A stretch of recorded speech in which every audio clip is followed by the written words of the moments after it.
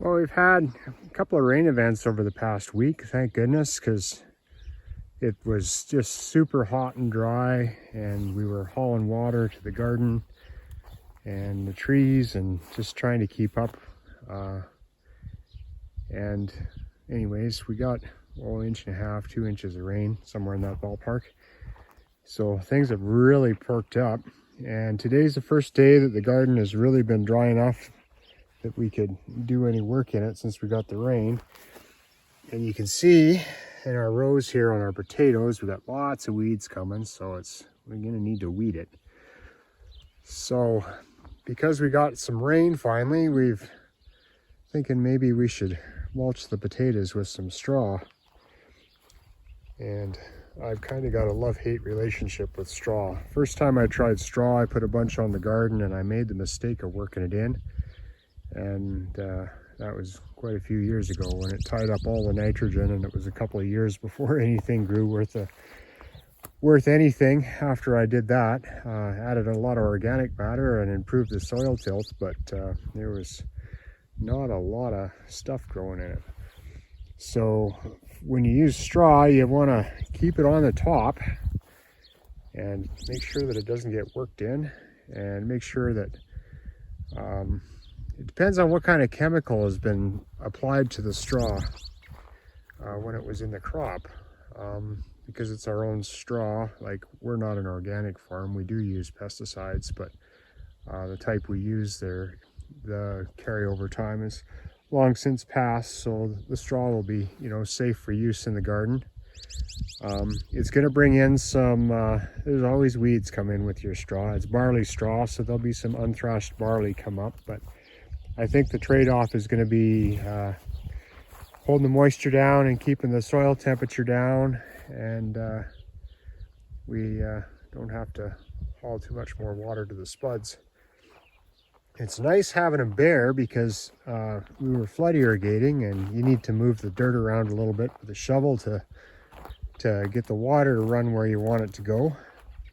With the straw in the way, that's kind of a bad option. And then we're gonna have to move the straw out of the way to harvest the potatoes. And the other thing too is when it's been so windy that just putting the straw in the garden out here, there's a pretty good chance that it would just all have blown off into the yard and into the fence and into the trees, and we've had that happen too.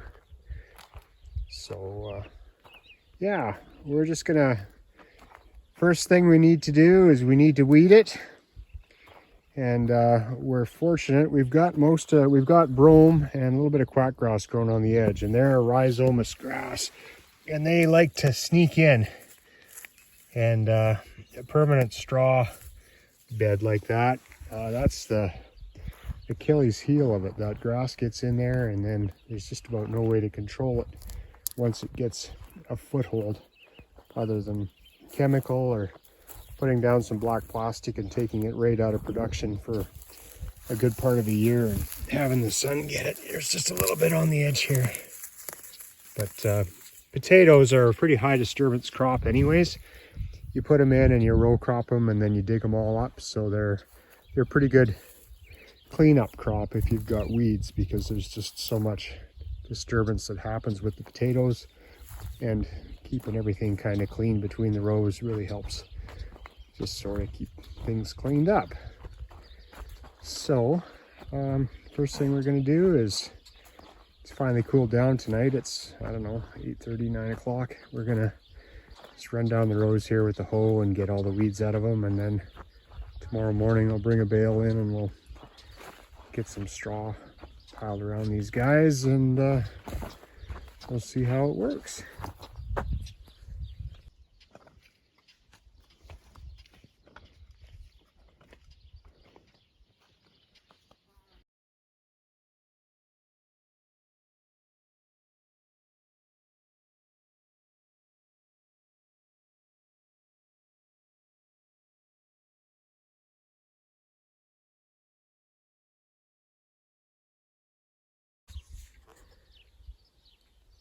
Just ran the rototiller really quick and light down the edge here, With straw, it's really important to have a clean border, as clean as you can get it. Maybe maintain a strip between the straw and the edge that's either summer fallow, or dare I say, use a little bit of chemical control to keep the rhizomatous grasses from coming in, because if you don't have a border that's black, everything that's over there will be in here. So that's what we're doing right now.